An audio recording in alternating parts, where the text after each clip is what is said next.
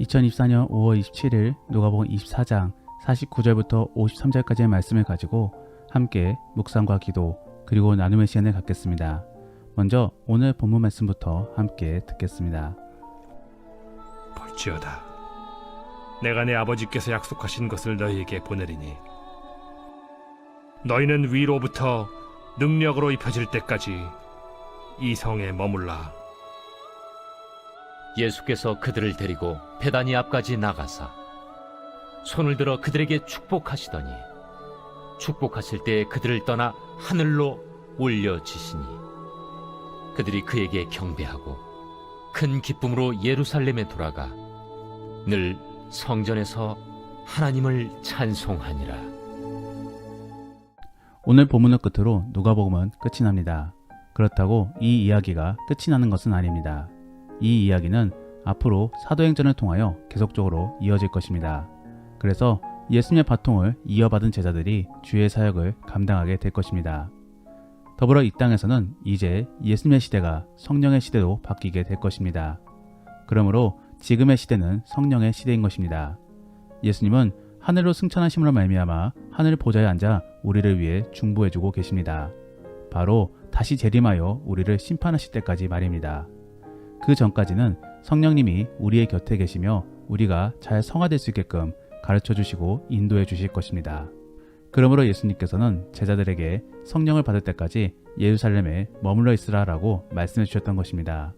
그리고 그렇게 성령을 받고 나서 제자들은 비로소 온전히 주의 사역을 감당하게 될 것입니다. 그러므로 저는 오늘 본문 말씀을 바라보며 우리 그리스도인들이 갖춰야 될 모습에 대하여 함께 생각해 보려고 합니다. 이제는 예수님께 받은 사명을 잘 감당해야 될 것인데 그러하기 위하여 우리는 어떠한 모습을 갖춰야 될지를 함께 살펴보고 결단할 수 있기를 원합니다. 첫 번째로 우리는 성령 충만함을 입어야 되는 것입니다. 앞서도 말씀드렸듯이 예수님은 제자들에게 성에 머물 수 있게끔 명하셨습니다. 왜냐하면 성령을 받아야 되기 때문입니다. 이것은 사역을 감당함에 있어 먼저 갖춰야 될 그런 모습입니다. 그러므로 제자들은 기도하며 주의 뜻을 기다렸던 것입니다. 다만 여기서 말하는 성령 세례는 조금 독특한 표현으로 소개되어지고 있습니다. 바로 의복을 입을 때 사용하는 입다라는 표현을 사용하고 있는 것입니다. 더불어 예수님은 성령이라고 표현하고 있지 않으시면서 능력으로 표현을 말씀하고 계십니다. 즉 우리가 성령을 받게 되면 능력을 받아 의복을 거치듯이 보여지게 될 것이다 라는 말인 것입니다. 결국 성령 세례는 단순히 영적인 것만은 아닌 것입니다. 그러면 우리는 성령 세례 및 성령 충만을 어떻게 바라보고 또 이해해야 되는 것입니까? 영적으로 보았을 때는 사랑입니다. 바로 예수님과의 결혼 및 뜨거운 사랑으로 해석돼야 되는 것입니다. 그래서 성령 세례는 정말로 예수님과 맺어짐을 의미합니다. 그러므로 이제는 예수님과 뗄래야 뗄 수 없는 그런 부부관계가 되었음을 말해주고 있는 것입니다. 그리고 성령 충만은 부부관계 속에서 더욱더 뜨거워진 그런 사랑의 상태를 의미합니다. 그러므로 성령 세례는 일생에 딱 한 번 이루어지는 것이고 성령 충만은 계속적으로 일어나야 되는 것입니다. 더불어 성령 세례 및 성령 충만은 무언가 가시적으로 바뀌는 것은 없습니다. 다만 분위기가 달라지는 것입니다. 처녀가 유부녀로 바뀔 때의 모습인 것이지요. 사람은 바뀌지 않습니다. 다만 그 자세나 분위기가 달라집니다.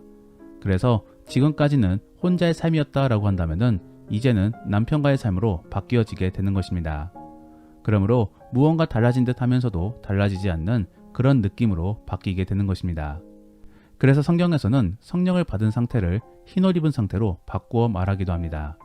그리고 예배소서에서는 전신갑주 속에서 의로움의 흉배가 바로 그러한 의미인 것입니다. 우리는 주의 사역을 감당하기에 앞서 먼저는 성령 세례 및 성령 충만함을 받아야 되는 것입니다. 그리고 그러함에 있어 분명한 모습은 예수님을 인식하는 태도인 것입니다. 즉 남편을 의식하듯이 이제는 예수님을 의식해야 되는 것입니다. 그래서 예수님이라면은 과연 어떻게 행동하고 말씀하셨을까를 생각해 봐야 되는 것입니다. 사랑하는 성도 여러분, 지금의 우리의 상태를 점검해 볼 수 있기를 원합니다. 지금의 우리는 성령 세례를 받은 상태입니까? 만일 그렇다라고 한다면은 이제는 예수님을 인식함으로 회개를 하고 또 그 예수님을 고백하며 그리고 마지막으로는 그 예수님과 함께 갈 방향에 대하여 생각하고 있을 것입니다. 하지만 만일 이 중에 하나라도 적용되지 않는다라고 한다면은 우리는 아직 성령 세례를 받지 않은 상태일 수도 있습니다. 그러면 먼저는 성령 세례를 달라라고 기도해야 될 것입니다. 그러면 하나님께서는 반드시 성령을 주실 것입니다. 그리고 그 성령으로 말미암아 회복을 경험하게 만들어 주실 것입니다. 그러면 우리는 그 회복을 통하여 이 모든 일들이 다 하나님을 통해 이루어졌음을 고백하게 되는 것입니다. 이러한 모습들이 바로 성령 세례를 받은 모습인 것이지요. 그리고 그 이후로는 성령 충만을 바라봐야 될 것입니다. 성령 충만은 그 주님으로 말미암아 너무나 기쁘고 긍정적인 생각을 갖는 것입니다. 그러므로 오늘 본문에서도 제자들은 그러한 기쁨으로 말미암아 예루살렘에 돌아갔다라고 전하고 있는 것입니다. 물론 이들은 아직 성령을 받은 상태는 아닙니다. 하지만 누가는 앞으로 받게 될 그런 성령 세례 및 성령 충만의 상태를 미리 예고해주며 말해주고 있는 것입니다. 그러므로 그들은 예수님이 떠났음에도 불구하고 이렇게 웃으며 예루살렘으로 돌아갈 수 있었던 것입니다. 결국 예수님은 그들에게서 떠난 것이 아닙니다. 그러므로 그들은 그러한 함께하고 계심을 느끼며 돌아가고 있는 것입니다. 그리고 그렇기 때문에 그들은 기뻐할 수 있었던 것이지요. 사랑하는 성도 여러분, 성령 세례 및 성령 충만의 상태를 잘 이해하며 그러한 모습을 소망할 수 있기를 원합니다. 그래서 성령에 따라 구원받음의 모습을 나타내고 누릴 수 있는 그런 복된 그리스도인들이 될 수 있기를 원합니다. 두 번째로 우리는 그리스도인으로서 순종할 수 있어야 될 것입니다. 예수님께서는 제자들에게 예루살렘에 머물라 라고 명하셨습니다. 그런데 그때까지 제자들은 성령에 대하여 명확히는 알고 있지 못하였습니다. 그저 예수님의 명에 따라 예루살렘에 머물며 마가의 다락방에서 기도를 하였던 것입니다. 그리고 그 결과로 결국에는 성령을 받은 것입니다. 우리 그리스도인은 하나님의 말씀에 순종할 수 있어야 되는 것입니다. 왜냐하면 하나님께서는 우리에게 좋은 것을 주시기 위하여 명하셨기 때문입니다. 결코 자기만을 위하여 우리에게 명하신 것이 아닌 것이지요. 정상적인 부모의 입장을 생각해 보십시오. 부모가 자녀에게 명하고 있는 이유는 단순히 어떠한 보상심리나 또 어떠한 이득 때문이 아닙니다. 모두 자녀가 잘되기 위함인 것입니다. 이러한 것들이 바로 정상적인 부모의 입장입니다. 그러면 하나님의 경우는 어떻겠습니까? 하나님은 우리의 창조주이시며 또 우리의 아버지이십니다. 그러므로 그러한 주님 또한 우리가 잘되기를 원하십니다. 그래서 그러한 하나님 명령 모두 우리가 잘되기를 바라는 마음속에 내리신 것입니다. 그러면 그러한 하나님께서는 우리에게 무엇을 명하고 계신 것인가? 바로 하나님을 사랑하고 내 이웃을 사랑하라 라는 것입니다. 온전히 자기만을 사랑하지 말라라고 명하고 계신 것이지요. 요즘 시대는 그러한 것들을 부정하면서 그저 자기의 욕심대로만 살아가려고 하고 있습니다. 그렇다 보니 자연스럽게 세상은 멸망해지고 있는 것이지요.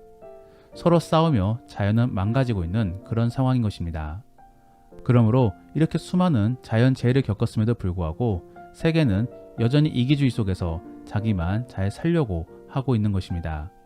사랑하는 성도 여러분, 우리가 그리스도인이고 정말로 하나님의 백성이다 라고 한다면은 이제는 우리의 주인이시며 또 우리의 아버지이신 하나님의 마음을 헤아려 볼 수 있기를 원합니다. 말씀에는 이미 주의 뜻이 다 기록되어 있습니다. 결국 주가 원하시는 것은 사랑 안에서의 다스림입니다. 단순한 희생이 아닌 서로가 잘 살 수 있는 길을 모색해야 되는 것이지요. 그리고 그러한 지혜는 오직 하나님께로만 얻을 수 있습니다. 그러므로 그러한 주님을 의지함으로 다른 사람들을 섬기며 또 함께 잘 살 수 있는 길을 찾아볼 수 있기를 원합니다. 정말로 그러한 복된 사람들이 될 수 있기를 원합니다. 마지막으로 우리는 경건 생활을 잘 감당해야 될 것입니다. 우리는 성령 충만함 속에 경건 생활을 감당해야 되는 것입니다. 그러므로 누가는 그러한 모습을 52절과 53절 말씀에 예배의 모습으로 전해주고 있는 것입니다. 결국 성령 세례 및 성령 충만해지게 되면은 하나님을 생각하게 되고 또 그로 인하여 경건 생활을 챙기게 되는 것입니다. 경건 생활이라는 것이 무엇입니까? 결국 주님과 가까워지기 위해 몸부림치는 행동인 것입니다. 그러므로 말씀을 묵상하고 기도하며 교제하는 것입니다. 더불어 우리는 이러한 것들을 통틀어 예배를 드리는 것입니다. 우리는 이러한 삶이 일상 속에서 이루어져야 되는 것입니다. 왜냐하면 그래야 우리는 하나님을 의식할 수 있기 때문입니다. 그리고 그러한 삶 속에서 하나님께로부터 지혜를 받을 수 있기 때문입니다. 사랑하는 성도 여러분, 경건생활을 자꾸 숙제나 의무로 생각하지 마시기를 바랍니다. 만일 그렇게 되면은 어느 순간에는 바리새인이 되어버립니다. 그리고 그러한 경건생활이 종교화가 되어버립니다. 그래서 얼마나 많은 사람들이 신앙을 누리고 있지 못하고 그저 지키고만 있는 것입니까? 우리의 신앙은 그 누구도 빼앗지 못합니다.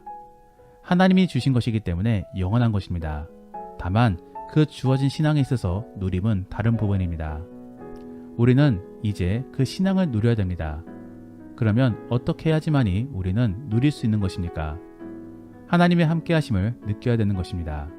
그러므로 우리는 묵상과 기도 속에서 주님의 감동을 들어봐야 되는 것이고 또 현실 속에서 하나님의 일하심을 발견할 수 있어야 되는 것입니다. 그리고 그러한 사실들을 다른 믿음의 동지들과 나누며 함께 도전과 위로를 얻을 수 있어야 되는 것입니다. 그래야만 우리는 신앙생활 가운데 기쁨을 얻을 수 있는 것입니다. 저는 우리 모든 성도님들이 예배와 소그룹이 기다려질 수 있는 그런 그리스도인들이 될 수 있기를 원합니다. 왜냐하면 그래야 우리 모든 성도인들이 신앙을 누릴 수 있기 때문입니다. 저는 제 스스로를 되돌아봤을 때 그렇게 예배와 소그룹이 기다렸을 때가 가장 행복했던 시기였던 것 같습니다. 제 신앙의 전성기라고 볼 수도 있을 것입니다. 하지만 최전성기라고는 보지 않습니다. 그 전성기는 또 찾아올 것이라고 믿습니다. 그리고 그러한 전성기를 준비하기 위해 저는 지금도 경건생활을 잘 감당하며 또 누리려고 노력하고 있습니다. 사랑하는 성도 여러분, 여러분들이 정말로 그리스도인이 맞다라고 한다면은 이제는 그 경건생활을 누가 시켜서 감당하는 것이 아니라 스스로가 좋아서 감당하고 누릴 수 있기를 원합니다. 그래서 많은 사람들에게 예수님을 자랑하고 나눌 수 있는 그런 복된 그리스도인들이 될 수 있기를 원합니다. 말씀을 정리합니다. 오늘은 예수님이 승천하시고 이제 성령의 시대가 도래하는 가운데 제자들은 어떻게 행동하는지를 함께 살펴보았습니다. 그리고 그를 통해 우리는 어떠한 모습을 가져야 되는지도 함께 살펴보았습니다. 결국 우리는 성령 세례 및 성령 충만을 받아야 되는 것입니다. 그리고 그를 통해 기쁨을 얻어야 되는 것입니다. 더불어 그 기쁨 속에서 주의 말씀에 순종해야 되는 것입니다. 그리고 그러한 삶 속에 빠져서는 안 되는 것이 바로 경건생활입니다.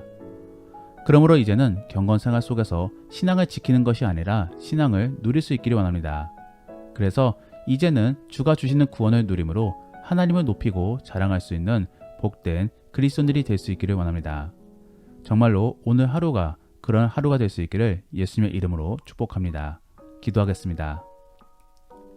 우리가 오늘 말씀을 생각하시며 함께 기도하기 원하는 것은 하나님, 우리가 성령 충만해질 수 있게 하여 주옵소서.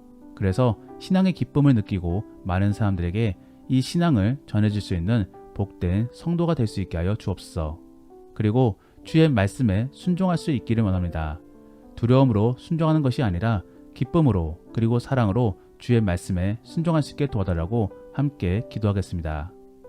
그리고 오늘 본문 말씀을 가지고 믿음의 나눔이나 가정 예배를 드리신다라고 한다면은 결혼 이전과 결혼 이후의 모습을 생각 및 상상해 보시며 성령 세례를 받기 전과 받은 이후의 모습은 어떻게 다를지를 나누어 보시기를 바랍니다. 그리고 나는 지금 신앙을 지키고 있는 것인지 아니면 누리고 있는지를 생각해 보시며 신앙을 누리기 위해서는 어떠한 노력을 기울여야 되는지를 함께 나누어 보시기를 바랍니다. 그러면 이제 주님과 함께 깊은 나눔의 시간을 갖겠습니다. 오늘 하루도 주 안에서 승리하시기를 바랍니다.